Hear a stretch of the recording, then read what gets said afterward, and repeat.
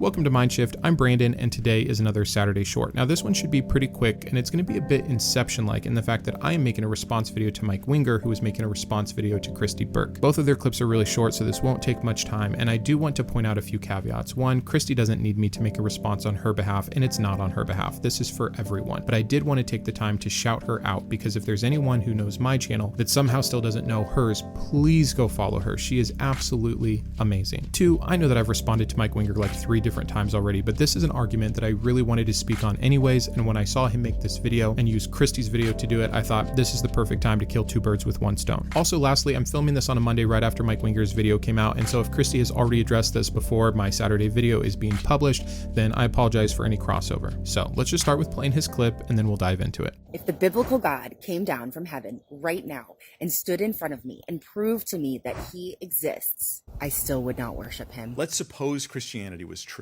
Would you follow Jesus? Not just acknowledge his existence. Would you follow him? Would you yield your life to Christ? Follow Christ. And if their answer is no, then I say evidence isn't your problem.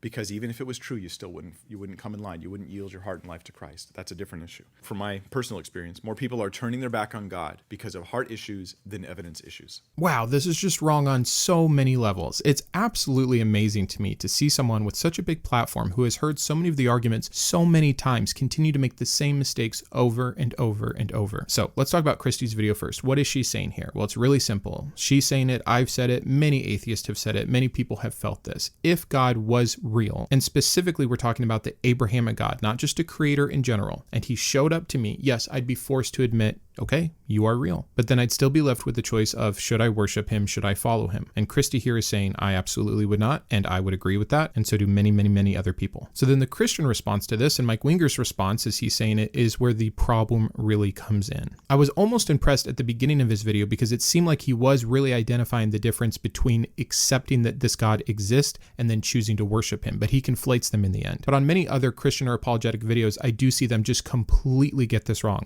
Someone will say, if God were real, I wouldn't follow him. And they're like, see, no evidence would convince you that God is real. What? That is not at all what we're saying. So we're going to gloss over that dumb point. And let's get to the root of the matter. It is a hypothetical that is proposed here. If Christianity were true, so the Abrahamic God in the Christian religion, would you call yourself a Christian? Would you obey him? And it's an interesting thought that has a really simple answer and a not so simple answer. The simple answer here is what Christy is saying and what I have said as well, which is no, I wouldn't. I find this God reprehensible. I find him immoral. I find him to not be trustworthy. I find him to be small, to be petty. So no, I wouldn't. The complicated answer is, and this is something I never appreciated about people like Christopher Hitchens, who would say, oh, if I died and found out God was real, I'd say this, this, this, and this to him, and I'd rather be in hell than spend eternity with him and all of those horrendous Christians. Like, okay, let's be honest.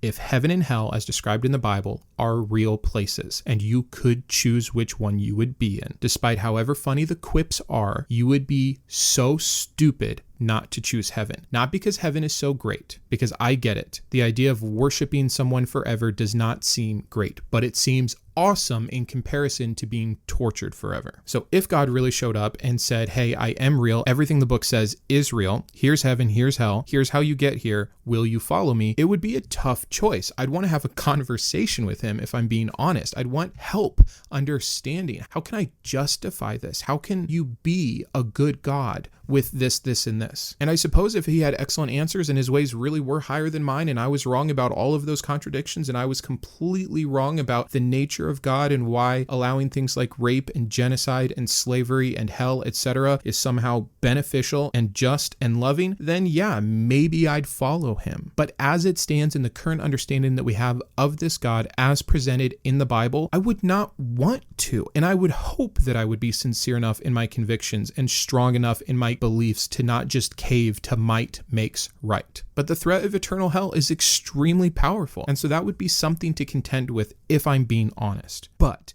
this is all a hypothetical. You're taking these things that, according to the Bible, seem to be mutually exclusive properties, like all-loving and infinite torture, like benevolent and slavery, etc., and saying, well, if it was real, it can't be. It can't exist in the way that the book describes it, because the book is a collection of 66 fairy tales that have the goal of trying to co-align, but simply do not and cannot. If I mix Harry Potter with The Lord of the Rings, and then I say something hypothetically stupid like, if Harry Harry the Wise mixing Harry Potter and Gandalf were real, would you go to their sorcery school? Like what? Like there's so many mutually exclusive properties here. I'm not sure what you're actually proposing. And so it's hard to answer nonsensical hypothetical questions. But the real question is obvious. As Christianity is described, as this God Yahweh and Jesus and the Holy Spirit are described, would you follow and obey them once proved that they are true? And the answer to me just seems to be no. I would not want to. I might be compelled to. I might feel forced to. I might be threatened to, but I would not want to. And not because I hate God and not because I love sin, but because despite the Bible and despite the Christian claim of objective morality, I want to do the right thing. I want to follow truth. I want to alleviate suffering for myself, my family, my friends, and others from a humanistic standpoint of empathy and understanding. Now, there's a second part to this that really isn't fair or making sense that Mike Winger is putting forward. He's saying then evidence isn't your problem. No, evidence is a huge part of the problem, and it's the main reason we don't have to contend with all of these other aspects. I have good reason to not believe in this God. I have good reason to not believe in the validity of his supposed holy word. Evidence is actually the main issue. And by the way, you can have evidence that leaks over into the moral aspects or the heart issues as Mike Winger claims them to be. If God says he is just and loving, and then his book that he says he wrote, or at least inspired, depicts him not being just and not being loving, that is evidence that the character God has claimed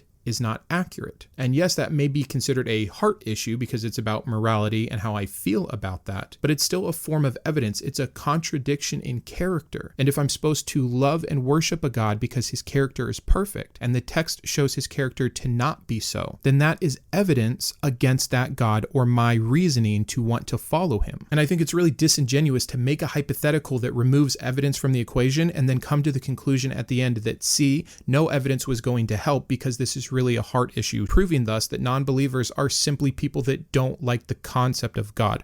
Wrong, wrong, wrong, wrong, wrong.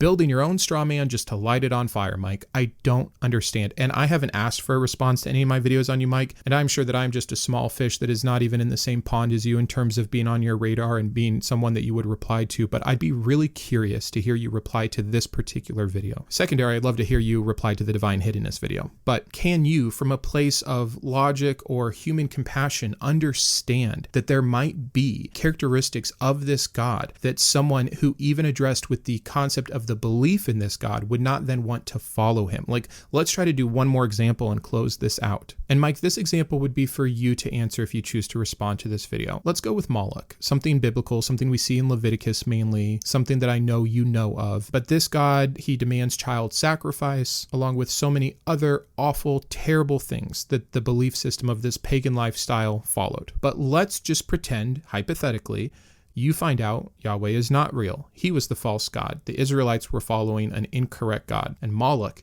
is real. He is the true God of the universe. He created you. He's the strongest entity ever, and he is the only entity. He demands worship, and he demands to be followed. Would you follow him, Mike? And I'm not trying to put you in a catch-22, but let's go down both avenues. 1, no way. He's evil. He's immoral. What are you basing that off of? Well, the Bible says, no, there is no more Bible. Right? We're in a hypothetical here where the God you didn't believe in happens to be the true one, and where whatever he says is just because he is the creator of the universe. So when he commands child sacrifice, this is just. His ways are higher than our ways. We can't know what greater good he's up to. Would you follow him? So again, if the answer is no, you are completely eradicating your own argument. Because if you would choose not to follow a God that absolutely has been proven to be true, then it's not an evidence issue for you, it's a heart issue, and therefore you fail, and your own anger about this God is leading you astray from the truth. Or 2, you say, yes, I'll follow him. And the why there would seem obvious, because he's God and might makes right, and I don't want to be on the wrong side of him. So you're willing just to sell your soul essentially to the highest bidder. I just don't see this thought exercise from you being a good hypothetical in general. If you really believe that atheists wouldn't follow a God simply because it would prove them wrong that that God exists, and then they'd be so pedantic that they just would choose to ignore something so obvious, then then you're either just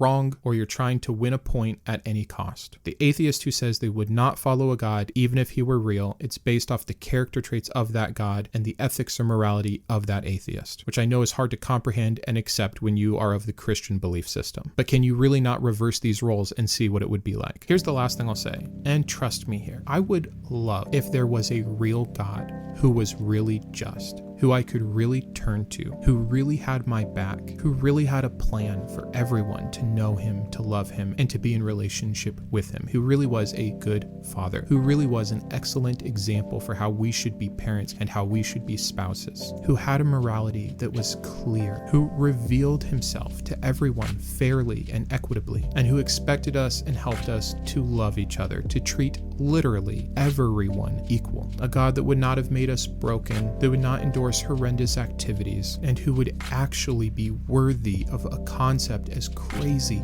as worship. And if that God showed up to me, I'd follow him in a heartbeat. But you saying, what if the Christian God shows up to you? That's not the same thing. And I'm sure that's a debate for another day. So that's it. Thanks for watching today. Have a wonderful day. Let me know your thoughts down below on how you view this issue. And until next time, keep thinking.